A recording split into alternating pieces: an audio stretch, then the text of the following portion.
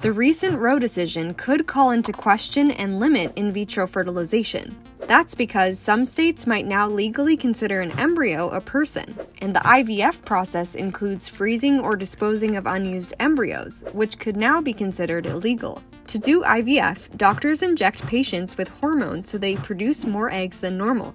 Then they take some of the eggs and mix them with sperm to get embryos.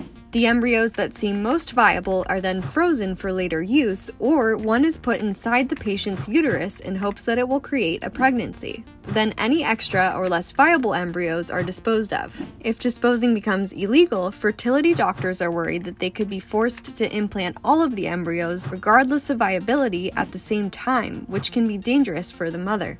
As a result, doctors would hesitate to give women hormones to produce several embryos and do one embryo at a time instead, which could mean having to repeat the IVF process over and over, aka more time, more money, and in some cases, more heartache. So what's the skim? IVF is the most common form of assisted reproductive technology. Now that Roe is overturned, fertility doctors and hopeful parents are concerned about how it could impact other areas of reproductive care.